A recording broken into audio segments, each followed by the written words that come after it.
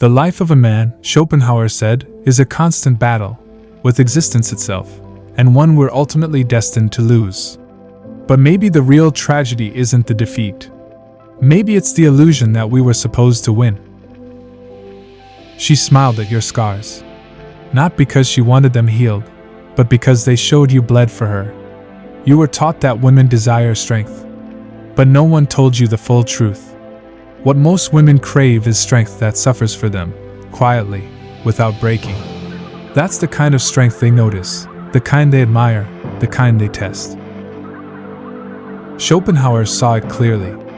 He wrote, "The fundamental fault in the character of women is that they have no sense of justice."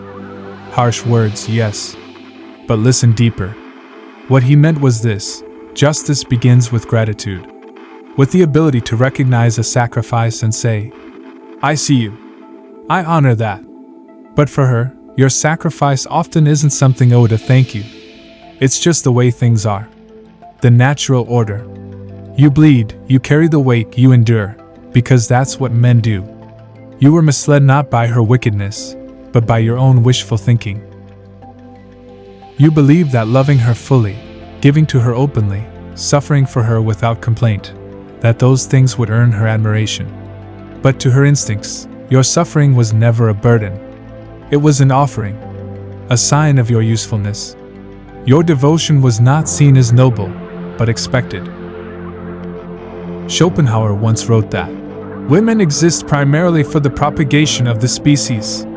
And while that may sound cold, it's not condemnation, it's observation. To bring life into this world, nature requires more than just love. It requires survival, resilience, endurance, pain. So you suffer, you strive, you build, not because it wins her heart, but because your survival matters to life itself. That's why her admiration doesn't go to the carefree man, the one who chases happiness or ease. It's given, sparingly, carefully, to the man who breaks himself under the weight of duty and still walks with strength. She sees through smiles. She sees through words.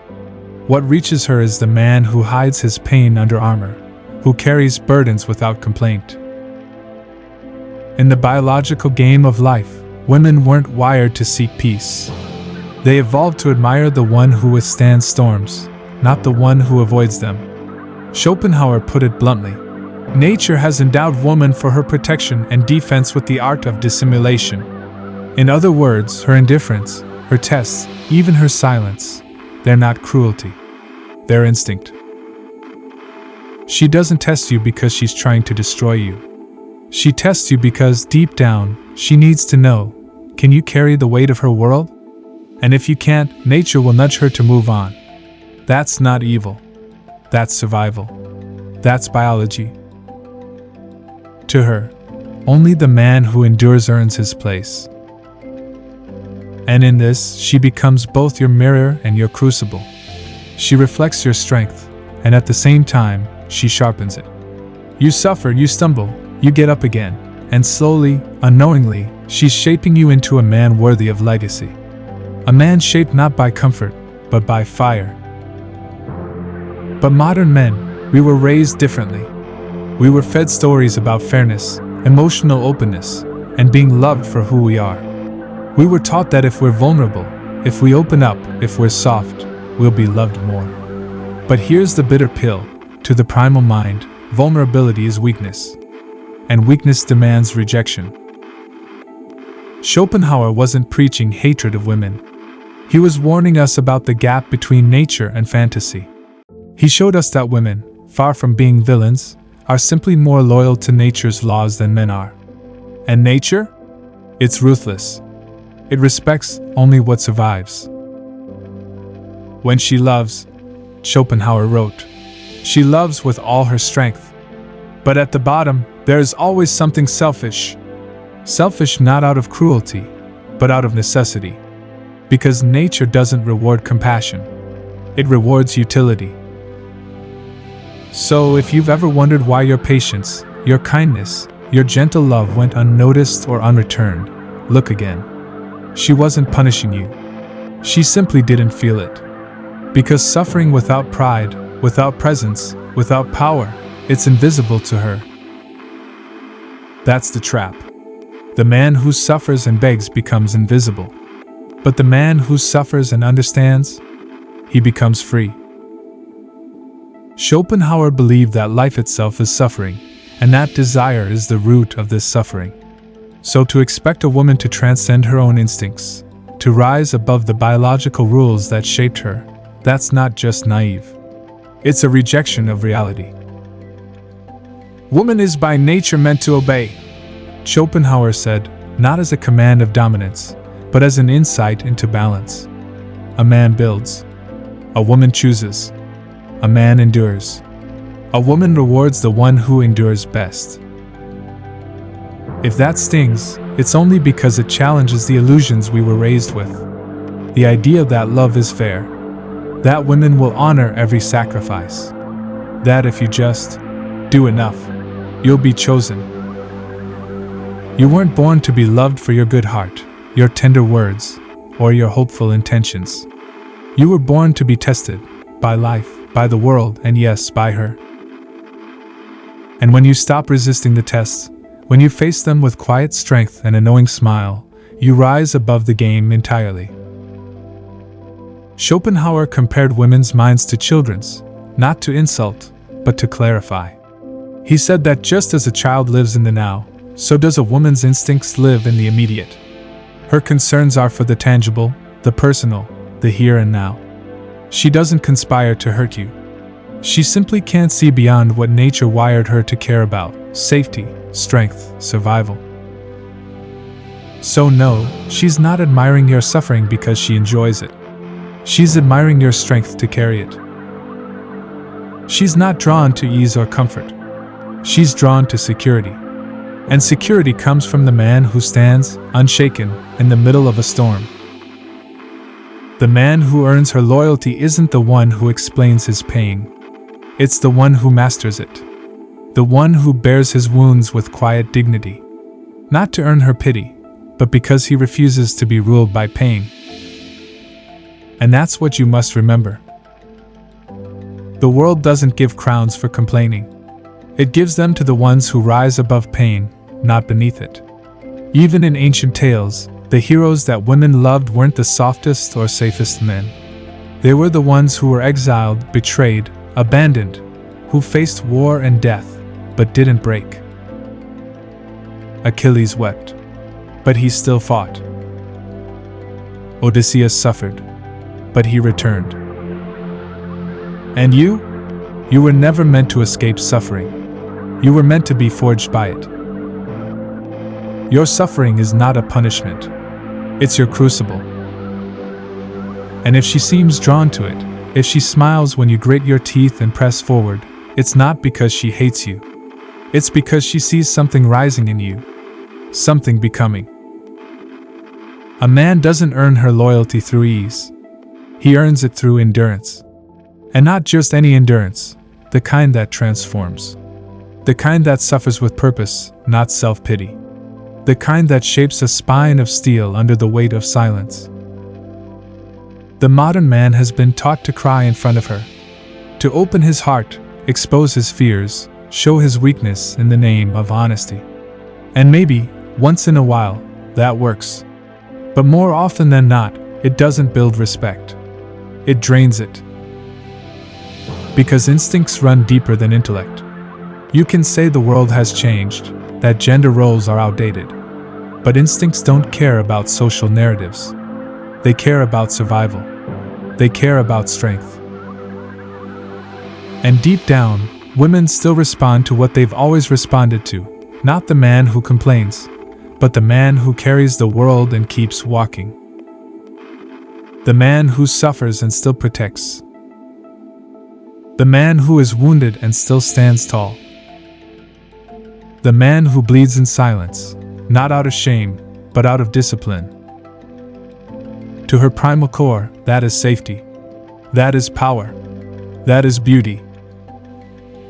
Schopenhauer, harsh and cold as he may seem, wasn't a cynic for the sake of bitterness. He wanted men to see reality without illusions. He didn't hate women. He pitted men who misunderstood them. To marry is to have one's rights and double one's duties, he wrote. Not as a complaint, but as a call to clarity.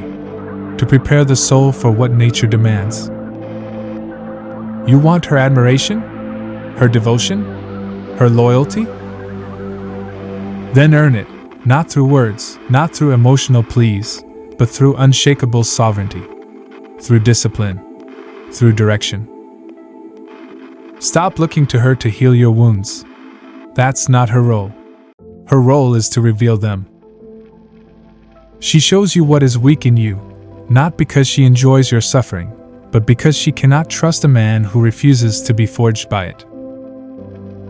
If your pain still controls you, if your frustration still erupts, if your heartbreak turns to blame, you are still a boy in the crucible. You haven't emerged yet. And that's why you feel invisible to her. But the man who carries pain with grace, who suffers without seeking approval, that man becomes undeniable. Not just to her, to the world. That man becomes magnetic, not because he demands love, but because he embodies power. True power. Not domination, not control, but presence, command, depth. And here's the paradox. When you no longer need her admiration, that's when she gives it. When you stop begging for recognition, you start receiving respect. When you accept that love, at its deepest, is not comfort, but mutual struggle, that's when you rise above the illusions. This isn't about becoming cold. It's not about shutting down your emotions. It's about owning them, mastering them, channeling them. You think Achilles didn't feel? He wept for Patroclus. He raged against fate. He knew grief more intimately than most of us ever will. But he still fought. He still rose. He still carved his legend through fire. This is your task. Not to avoid pain, but to stand inside it with open eyes. Not to demand love, but to embody strength that attracts it. Because at the highest level, love is not the escape from suffering, it's the recognition of someone who has suffered and still stands. A warrior does not want a nurse. He wants another warrior. And that's what she wants too. Not someone to lean on endlessly, but someone who can carry his own weight. Someone she can trust when storms come. Someone who makes her feel safe, not because he talks about safety, but because he is safety. But to become that, you must stop confusing suffering with weakness. Suffering is not the enemy. Suffering is the price of greatness. It's the sharpening stone of the soul. When you start to see your struggles as gifts, as fire meant to refine you, not destroy you, you stop fearing them. You stop resenting the trials. You start welcoming them. And when you reach that point, you stop looking at women as tests or threats. You start seeing them as mirrors. Mirrors that reflect the truth about who you are, not in your intentions, but in your impact. Are you a man who stands strong? Or one who still hopes to be saved? Because if you're waiting for her to pull you out of the pit, to reward your pain with affection, you'll wait forever.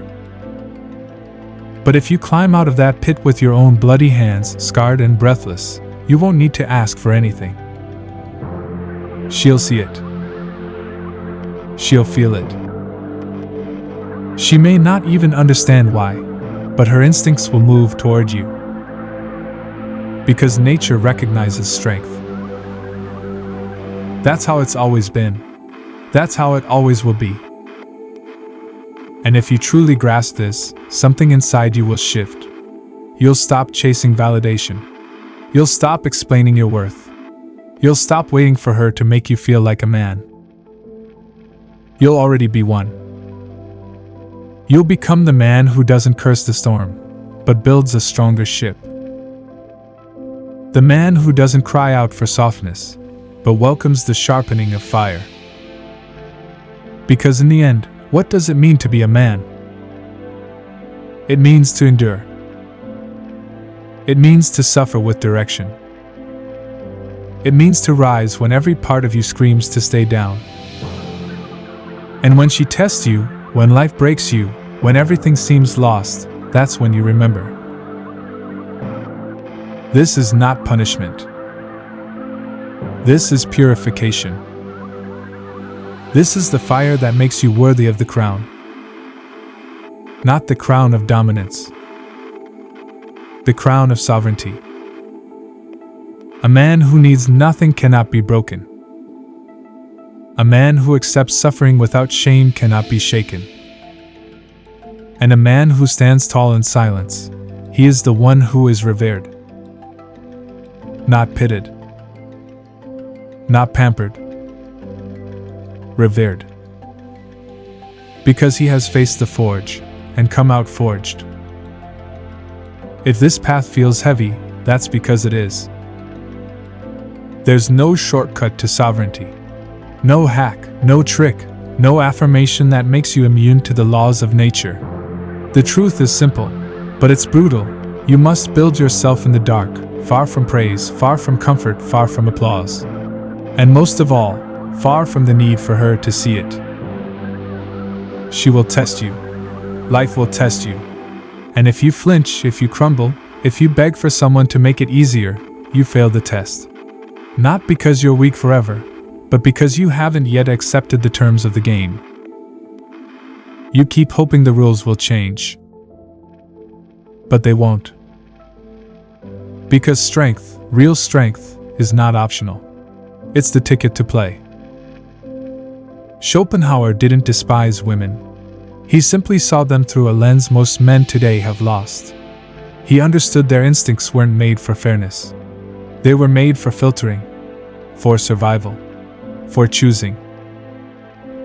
A woman doesn't consciously set out to break you, but nature uses her to reveal you.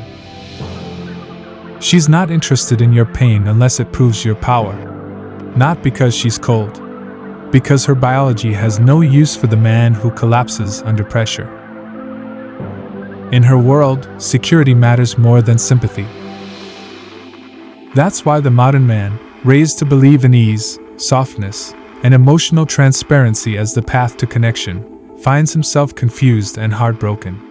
He thinks he did everything right. He listened, he opened up, he sacrificed, and yet she drifted. Or worse, looked at him with quiet disappointment. It wasn't malice. It was instinct. Because somewhere deep inside her, something whispered, "He can't carry it." That's the brutal part of nature. It doesn't reward effort. It rewards capacity. You could suffer endlessly for her, give her everything, even break yourself in the name of love. But if you do it without self-respect, without boundaries, without presence, it means nothing. You vanish in her eyes. Not because she's cruel, but because biology has no instinct for gratitude. It only has instinct for power. And power doesn't mean control over others. It means control over yourself. That's what she's really watching for, not your pain, but how you handle your pain. Do you turn it into resentment? Do you try to guilt her with your sacrifices? Or do you take it all and rise in silence? Because only one of those earns her devotion. And the moment you stop performing for her approval, ironically, that's when you become attractive in the deepest way. You become untouchable. Unshakable. A man who no longer plays the game to win her heart, but plays the game because he's mastered himself. That's the paradox. When you no longer need her to see you, she finally does. When you stop trying to be the kind of man who deserves love and start being the kind of man who doesn't require it to feel whole, you shift. You go from boy to man. And here's the truth Schopenhauer tried to carve into stone for all men to see. Don't expect her to change. Don't expect nature to change. Expect yourself to rise. The wise man doesn't demand the world bend to his softness. He hardens his resolve. He sharpens his soul. He becomes immovable, not because he feels nothing, but because he has mastered what he feels. You don't need to become cold. You don't need to hate women. That's just another weakness, one born from bitterness. You need to become whole, complete, centered, so that whether she stays or leaves, whether she admires or mocks, whether life rewards or tests, you stand the same. Your foundation is internal. That's the root of sovereignty. Not controlling outcomes, but controlling yourself. And when you live from that place, you'll finally stop fearing her tests. You'll welcome them. Because now, you see them not as punishment, but as proof. Proof that you are being refined, not rejected. She's not trying to destroy you. She's trying to see if you're real. Because real men don't need to shout about their strength. They show it in how they walk, how they work, how they endure. In how they suffer, not with self-pity, but with silence, clarity, and purpose. And when you show her that man, not as an act, but as who you are, she'll feel it in her bones. Even if she doesn't say it, even if she walks away, she'll never forget the presence of a man like that. Because it's rare. It's primal. It's what the feminine soul was shaped to seek, not comfort, not charm, not validation, but truth wrapped in strength. So if you find yourself alone, wounded, doubting whether all your efforts were worth it, remember this. She doesn't owe you admiration.